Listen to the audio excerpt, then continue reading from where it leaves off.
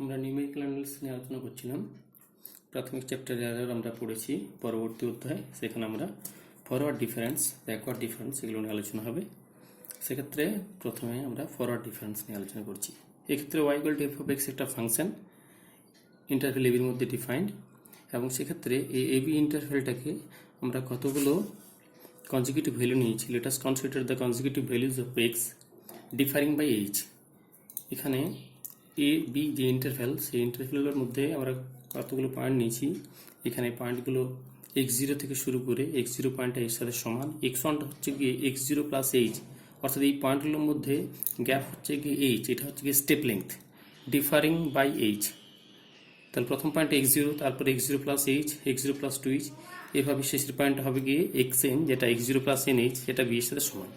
অর্থাৎ এই এবি ইন্টারভ্যালের মধ্যে এই ইন্টারভ্যালটাকে আমরা ভেঙে নিয়েছি। অর্থাৎ রিমান যে আমরা পড়েছিলাম রিমানের বা পূর্ব পরবর্তী ক্ষেত্রে রিমান ইন্টিগ্রাল, সেখানে আমরা যেমন ভেঙে নিই x0, x1, x2, xn করে, যদি ইন্টারভ্যাল ইকুয়াল ইন্টারভ্যাল হয়, এক্ষেত্রে ইন্টারভ্যালের ইকুয়াল নেওয়া হয়েছে এবং এদের লেন্থ ধরে নেওয়া হয়েছে h। সেক্ষেত্রে x0 পয়েন্টটা এর সাথে সমান এবং xnটা হচ্ছে কি b এর সাথে সমান, এবং পয়েন্টগুলোর মধ্যে ডিস্টেন্সগুলো হচ্ছে গিয়ে h, ডিফার বাই h। অর্থাৎ স্টেপ লেংথ এখানে হচ্ছে কি h, x0, x1 হচ্ছে x0 plus h, x2 x0 plus 2h, অর্থাৎ জেনারেল পয়েন্ট যেটা xrটা বলতে পারি x0 প্লাস আর h। এরপর y = f(x) ফাংশনের করসপন্ডিং আমরা x0 পয়েন্টে যে ভ্যালুটা পাবো f(x0), সেটাকে আমরা y0 দিয়ে ডিনোট করি। y1 হলো গিয়ে f(x1), এবং f(x1)কে আমরা জানি x1 = হচ্ছে x0 plus h, y2 = f(x2), এটাকে আমরা x0 plus 2h, f(x0 plus 2h) লিখতে পারি, এবং yn = f(xn) সমান f(x0 প্লাস nh। এখানে x0, x1, x2, xn এবং y0, y2, yn এগুলোর বিশেষ নাম রয়েছে, সেগুলো আমরা এখানে দেখব। Then the values of x, namely x0, x0 plus h, x0 plus 2h, x0 plus rh, x0 plus nh are called the arguments or nodes. এই x এর যে ভ্যালুগুলো x0 থেকে শুরু করে xn পর্যন্ত, এগুলোকে বলা হয় আর্গুমেন্টস অর নোডস, এবং করসপন্ডিং যে y এর যে ভ্যালুগুলো সেগুলোকে বলা হয় values of the function corresponding the arguments are called entries. অর্থাৎ y0, y1, y2 করে যেগুলো বেরোচ্ছে yn, এগুলো হচ্ছে এন্ট্রিজ, এবং x0, x1, x2 করে যেগুলো বেরোচ্ছে সেগুলো হচ্ছে গিয়ে আর্গুমেন্ট বা নোডস।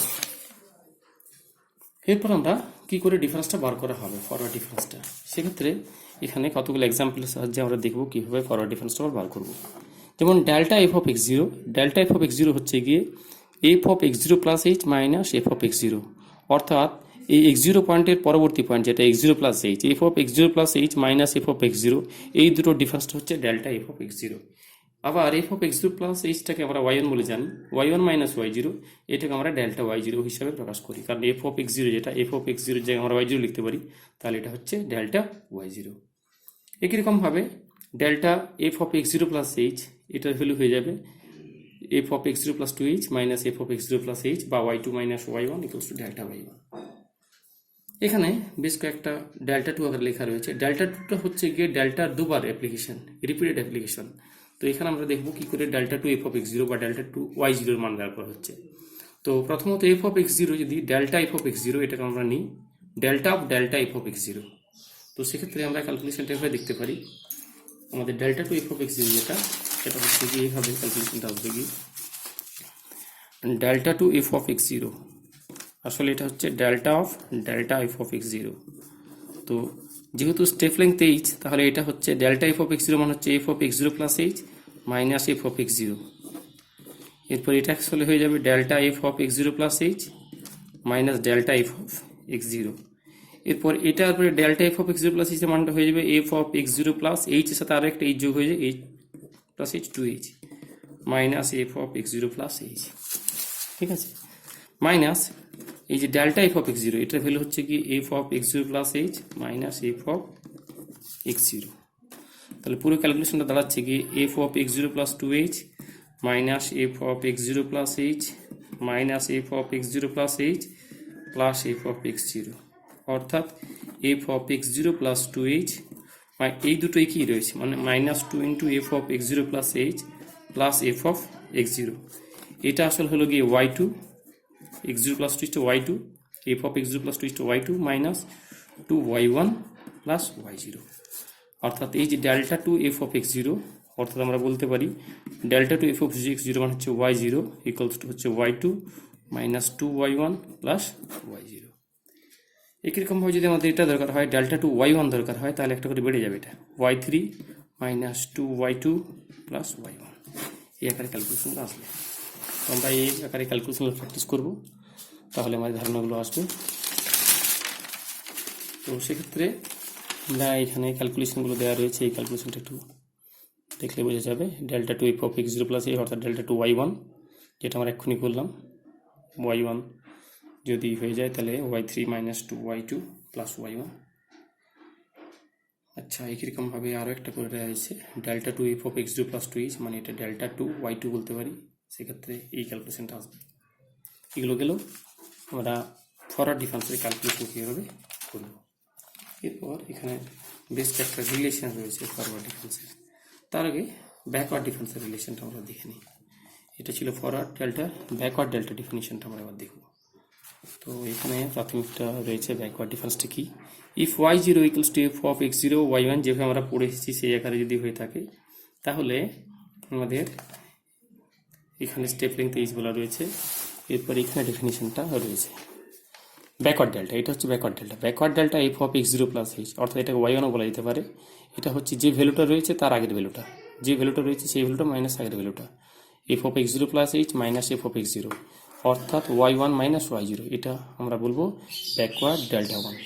একই রকমভাবে delta F of x0 plus 2h, F of x0 plus 2h minus F of x0 plus h, অর্থাৎ y2 minus y1, backward delta y2।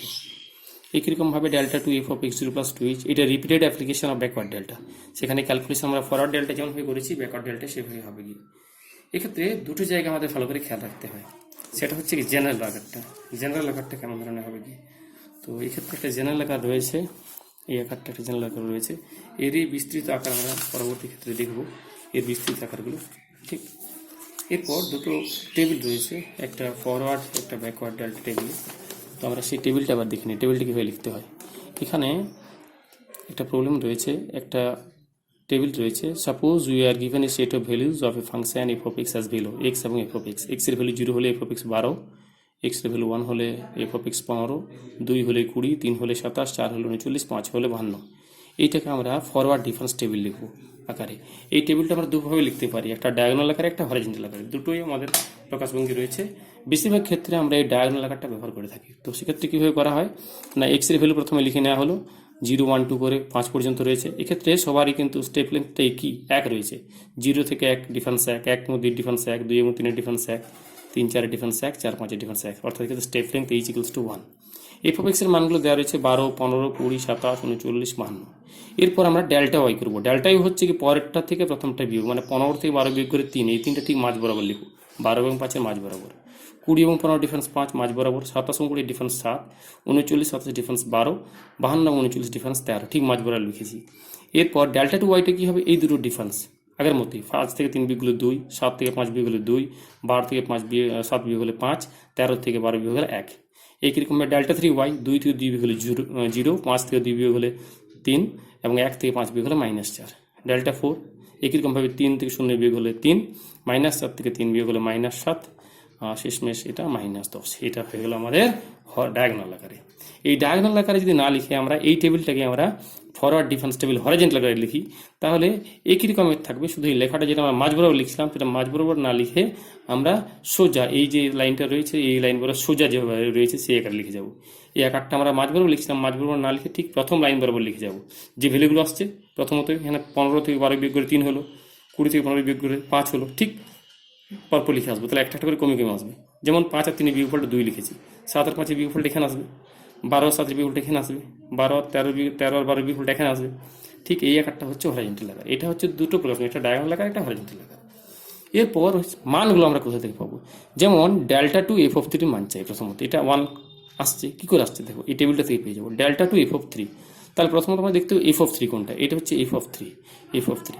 এই ডেল্টা টু এফ অফ 3 হচ্ছে কি, এটা ডেল্টা, এটা ডেল্টা 2। তাহলে এফ অফ 3 বরাবর যদি চলে যাই তাহলে ডেল্টা টু এফ অফ 3 মানটা আমাদের এখান থেকে চলে আসবে, এটা 3, এটা 3 বরাবর। এবার এরপর আমাদের ডায়াগোনালে আসতে হবে, ডায়াগোনালে। তাহলে এইটা যদি 3 হয়ে যায় তাহলে 3 হচ্ছে এই 27 মানটা, 27 থেকে কোনাগুনি 12, 12 থেকে কোনা হচ্ছে 1, তাই ডেল্টা 3 মানটা হয়ে যাচ্ছে 1। ডেল্টা 3 f(2), তাহলে f(2) হলে 2, তাহলে এটা 20, এখান থেকে কোনাগুনি আসবো, 20 থেকে হবে কি 7, 7 থেকে হবে 5, 5 থেকে হবে -4। তাহলে প্রশ্নটা করেছে ডেল্টা 3 f(2), তাহলে ডেল্টা 3 f(2), এটা ডেল্টা 3 হয়, তাহলে f(2) এর মান হবে এটা -4, কারণ এই 2 থেকে 20, 20 থেকে 7 কোনাগুনি, 7 থেকে 5, 5 থেকে -4, তাহলে ডেল্টা 3 ঘরে এটা। এইরকমভাবে জিজ্ঞেস করা হয়েছে ডেল্টা 4 f(0), তাহলে f(0) এটা, তাহলে 12, 12 থেকে কোনাকুনি কেমন হবে, 12 থেকে 3, 3 থেকে 2, 2 থেকে 0, 0 থেকে 3, 3 থেকে -10, তাহলে এখানে চেয়েছে ডেল্টা 4 f(0), তাহলে ডেল্টা 4 f(0), ডেল্টা 4 f(0)টা আমাদের চলে আসবে, ডেল্টা 4 f(0)টা আসছে 3, এই 3। পরবর্তী ক্ষেত্রে এই ডেল্টা 4 f(1)টা দেখে নিই, ডেল্টা 4 f(1), f(1) এটা, তাহলে f(1) যদি 1 হয়ে যায় তাহলে 15, 15 থেকে 5, 5 থেকে 2, 2 থেকে 3, 3 থেকে -7। এরপর আমাদের যেটা চাওয়া হচ্ছিল সেটা হচ্ছে ডেল্টা 4 f(1), তাহলে ডেল্টা 4 এটা, f(1) এর জন্য এটা -7 চলে আসবে, এখান থেকে টেবিল থেকে আমরা পেয়ে যাবো। এইরকমভাবে এটা ফরওয়ার্ড ডেল্টা ডিফারেন্স টেবিল ছিল।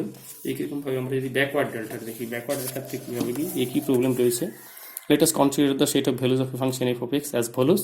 টেবিলটা রয়েছে ব্যাকওয়ার্ড ডিফারেন্স টেবিল। এটাকে আমরা দুভাবে লিখতে পারি, একটা হরাইজন্টাল আকারে আর একটা ডায়াগোনাল আকারে। প্রাথমিকভাবে ডায়াগোনাল আকারে আমরা কীভাবে লিখবো, ডায়াগোনাল আকারে যেটা লেখার ভঙ্গিমা হবে কি, যেমন ছিল আমাদের সেরকমই ছিল, এখানে ফরওয়ার্ড ডিফারেন্সের জায়গায় এটা ব্যাকওয়ার্ড ডিফারেন্সের লেখাটা হবে কি, এবং যেমনভাবে আমরা ক্যালকুলেশন করেছিলাম পুরো সেম একই রকমভাবে ক্যালকুলেশন হবে। 3 থেকে 2 বিয়োগ করে 1 হলো, 12 থেকে 3 বিয়োগ করে 9, 35 থেকে 12 বিয়োগ করে 23, 18 থেকে 35 বিয়োগ করে 43, ঠিক মাঝ বরাবর লিখেছি। তারপর আবার মাঝ বরাবর লিখবো 9 থেকে বিয়োগ করে 8, এইভাবে চলতে থাকবে। আচ্ছা, আরেকটা করা যেত ডেল্টা 4y, সেক্ষেত্রে 6 - 6 0 হয়ে যেত। এইটা হচ্ছে কি আমাদের টেবিলটা। আচ্ছা, delta 2 backward delta f of 4 = 20, তাহলে f of 4 হচ্ছে কি এটা 78, এক্ষেত্রে আমরা হয়ে যাবো 78, 43, 20, 6, তারপর এখানে শূন্য করলে শূন্য পর্যন্ত যেত। মানে এখানে উপরে আগে আমরা ফরওয়ার্ডে করছিলাম, উপর থেকে এখন নিয়ে আসছিলাম, ব্যাকওয়ার্ডে এরকমভাবে নিচের থেকে উপর দিয়ে ক্রস থেকে যাবো। ঠিক আছে। হরাইজন্টালের ক্ষেত্রে কী হবে, ফরওয়ার্ডের ক্ষেত্রে আমরা লিখছিলাম এই বরাবর, এই লাইনটা ফিক্স রেখে। ব্যাকওয়ার্ডের ক্ষেত্রে আমরা নিচের লাইনটাকে লিখবো সবসময়, নিচের লাইনটা, অর্থাৎ প্রথম যে বিয়োগটা হবে কি সেটা এক ঘর ছেড়ে লিখবো। ঠিক আছে। 2 এর 3 বিয়োগফলটা কী হবে, এই এক ঘর ছেড়ে অর্থাৎ 3 ঘরের সাথে লিখবো। 3 এর 12 বিয়োগফলটা 12 ঘরের সাথে লিখবো। 35 এর 12 বিয়োগফলটা লিখবো 35 এর 12 সরাসরি। 78 এবং 35 বিয়োগফলটা 78 ঘরে লিখবো। এইরকমভাবে 9 এবং 1 বিয়োগফলটা 9 ঘরে সরাসরি। এইভাবে যেটা পাবো সেটা হচ্ছে হরাইজন্টাল টেবিল। তাহলে আমরা ব্যাকওয়ার্ড ডিফারেন্সের ক্ষেত্রে ডায়াগোনাল এবং হরাইজন্টাল টেবিল কীভাবে লিখবো সেটা দেখলাম।